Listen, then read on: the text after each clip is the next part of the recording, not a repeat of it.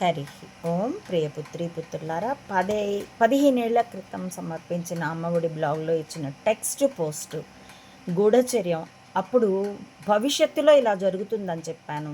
అది ఇప్పుడు వర్తమానమై జరిగింది కూడాను. అది మీ పరిశీలనకు ఉండేందుకు అప్పటి టెక్స్ట్ పోస్ట్ని ఇప్పుడు వీడియోలుగా సమర్పిస్తున్నానండి. అప్పుడు ఏప్రిల్ 29, 2010లో ప్రచురించిన టెక్స్ట్ పోస్ట్ ఈ దేశాన్ని ఎవరు కాపాడాలి అనే లేబుల్ క్రింద 57వ వరుస క్రమంలో 364 సంకల్ప సిద్ధి తాత ఎవరికైనా తాతే అన్నటువంటి పోస్టుని ఇంతకుముందు 2 భాగాలు వీడియోలుగా ఇచ్చి ఉన్నాను. ఇప్పుడు కంటిన్యూ చేస్తున్నాను.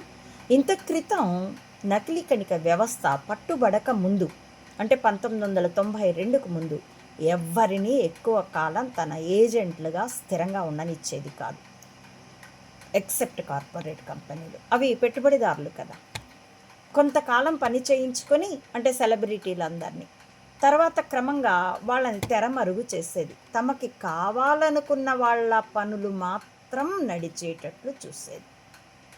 అదే ఇప్పుడైతే ఏజెంట్లకి నిరంతరం ఫండ్స్ ఫ్లో చేయాల్సి వస్తుంది, లేదో ఎవడు డబ్బులు ఇస్తే వాడికి అనుకూలంగా పనిచేస్తున్నారు.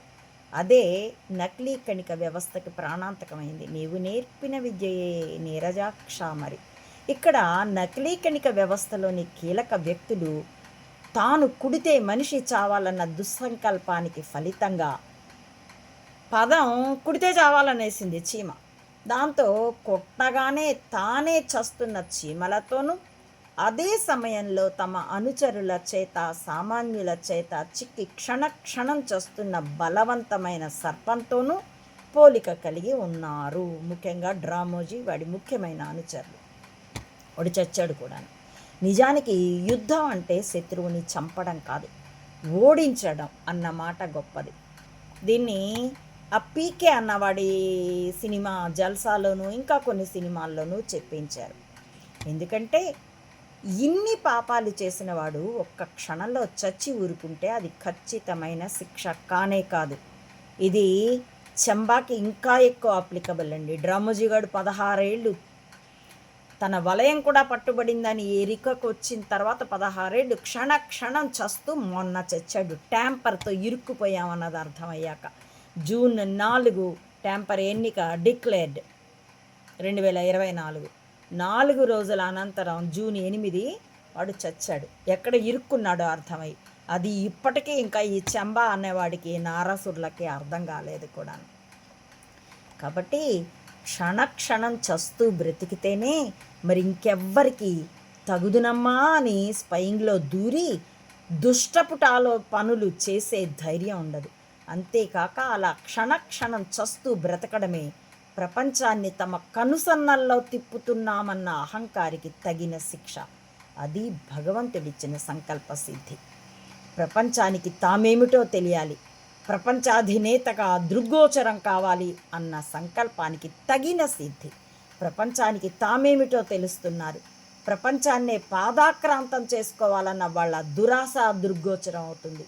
భవిష్యత్తులో మరింతగా అట్టడుగు పామరుడికి కూడా అర్థమయ్యేంతగా ఇది పరిణమిస్తుంది అని అప్పుడు అన్నాను. 15 ఏళ్ల తర్వాత దాని పరిణామం ఇప్పుడు మీరు చూస్తూనే ఉన్నారు. నిజానికి 2 ఏళ్ల క్రితం వరకు కూడా, అంటే 2008, 2010లో కదా ఇది ప్రచురించాను. 2 ఏళ్ల క్రితం అని అప్పుడు అన్నానంటే 2008కి క్రితం కూడా నకిలీ కణిక వ్యవస్థలోని కీలక వ్యక్తులు తరతరాలుగా తాము నిర్వహించుకు వస్తున్న అనువంశిక గూఢచర్యం గురించి ఎవరికీ తెలియదని, ఎవ్వరూ తెలుసుకోలేరని అనుకున్నారు. కాబట్టే ఒకవేళ రామోజీరావు ప్రధాన కుట్రదారుగా ప్రకటించి శిక్షించినా అతడి నాశనంతో అది ఆగదనే ధీమా ప్రచురించారు. ఒక్క విలన్ చచ్చిపోయినా అతడి ఆత్మ సైతం బ్రతికి ఉన్న మంచి వాళ్ళ కంటే, చచ్చిపోయిన మంచి వాళ్ళ ఆత్మల కంటే బలంగా ఉంటుంది అంటూ దీన్ని ఎన్నోసార్లు నకిలీ కణిక వ్యవస్థ నెంబర్ 5 వర్గానికి చెప్పింది. అక్స్ 1920 నుండి 1920 అని ఒక సినిమా, దాని దగ్గర నుండి అరుంధతి దాకా చచ్చాక కూడా చెడ్డవాడి దయ్యానికే ఎక్కువ శక్తి. బ్రతికి ఉన్న మంచి వాళ్ళకి అంత శక్తి ఉండదు, చచ్చిన మంచి వాళ్ళ ఆత్మలకు కూడా అంత శక్తి ఉండదు. ఎన్నో సినిమాలతో చెప్పారు ఇదే కాన్సెప్ట్. ఎందుకంటే నకిలీ కణిక వ్యవస్థ తెలియనప్పుడు రామోజీరావును అలాంటి ప్రధాన కుట్రదారులను బహిర్గతపరిచి శిక్షించి నాశనం చేసిన వాళ్ళ తర్వాతి తరాలు దీనిని కొనసాగిస్తాయి గనక కొన్నేళ్ళు నిశ్శబ్దంగా నడిచినా మళ్ళీ బలం పుంజుకొని ప్రతీకారం సాధించగలం అన్న ధీమా అది. ఎందుకంటే ఇంటర్నెట్ని ఎవ్వడూ కనుక్కోలేడు అన్న కొవ్వు అది. అప్పుడు బ్రిటిష్ సామ్రాజ్యవాదం, తర్వాత సిఐఏ, ఇప్పుడు ఇస్లాం ఉగ్రవాదం మాదిరిగా. నేను ఇది రాసే నాటికి ఇస్లాం ఉగ్రవాదం ఇస్లామాబాద్కి ఎంత బలమా అని 2 సీరియల్ పోస్టులు కూడా ఇచ్చాను. దృష్టాంతక అంటే ఫ్యాక్టోరియల్ ఈవెంట్స్తో సహా, సంఘటనాత్మక రుజువులతో సహా. దుస్సంకల్పంతో మీరు తరతరాలుగా పనిచేయగా లేనిది ప్రపంచానికి మానవత్వానికి మేలు కోసం సత్సంకల్పంతో మేము తరతరాలుగా పనిచేయలేమని ఎలా అనుకుంటున్నారు? మీది రక్త సంబంధం అయితే మాది భావ సంబంధంతో కూడిన తరతరాల అనువంశీయమే అన్న సమాధానాన్ని నెంబర్ 5 వర్గం నకిలీ కణిక వ్యవస్థకి, అందులోని కీలక వ్యక్తులకి ఇచ్చింది. ఈ సందర్భంలో మీకు ఓ చిన్న కథ గుర్తు చేస్తాను. మనం చిన్నప్పుడు విన్న కథ, కొసం మెరుపు మార్పుతో సహా. కథని చెప్తున్నానండి. ముందుగా అనగా ఓ టోపీల వ్యాపారి ఎండలో వెళ్తూ చెట్టు కింద నిద్రపోయాడు. నిద్ర లేచి చూస్తే మూటలోని టోపీలన్నీ మాయం. తన నెత్తి మీద టోపీ మాత్రమే మిగిలింది. తలెత్తి చూస్తే చెట్టు మీద కోతులు, వాటి తలలపై టోపీలు. టోపీల వ్యాపారికి తన తాత చెప్పిన విషయం గుర్తొచ్చింది. తాతకిలాగే తన నెత్తి మీద టోపీ తీసి కిందికి విసిరి కొట్టాడు. తాత అనుభవం మాదిరిగానే కోతులన్నీ తలల మీద టోపీలని నేలకి విసిరి కొడతాయని, ఏరుకొని మూటగట్టుకు పోవచ్చని అనుకున్నాడు. అలా ఆశపడుతూ నిలబడ్డాడు. ఆశ్చర్యం! ఓ పిల్లకోతి చటాలున చెట్టు దిగి వచ్చి టోపీల వాడు విసిరి కొట్టిన టోపీని కూడా తీసుకొని చెట్టెక్కి చప్పట్లు కొట్టింది. టోపీల వాడు వెర్రిమొహం పెట్టాడు. అంతలో పిల్లకోతి ఓ చీటీ క్రిందికి విసిరింది. తీరా చూస్తే అందులో తాత నీకే కాదు మాకు ఉన్నాడు అని రాసి ఉంది. ఇది కథ. ఈ కథ ఈనాడులోనే బాల వినోదంలో చాలా రోజుల క్రితం ప్రచురితమయ్యింది. అయితే దాని అంతరార్థం పాపం ఆ డ్రమోజీ గడికి అర్థం కాలే. నకిలీ కణిక వంశీయులకి నెంబర్ 10 వర్గంలోని ఎవ్వరికి అప్పుడంతగా అర్థమై ఉండదు. ఇప్పుడు బాగానే అర్థమవుతూ ఉన్నది. ఈ 15 ఏళ్ల తర్వాత ఇప్పుడైతే అనుభవానికి కూడా వచ్చింది. ఇక దీని తర్వాతి పోస్ట్ అండి, నూజివీడు సోనియా ఆడుదామా దాండియా. అదే హెడ్డింగ్, నూజివీడు దాండియా చోటా మోటల ఆట అని ఒక పోస్ట్. ఇది మార్చి 9 ఇచ్చానండి. అంటే ఇప్పటి పోస్ట్ కంటే ముందటి పోస్టు.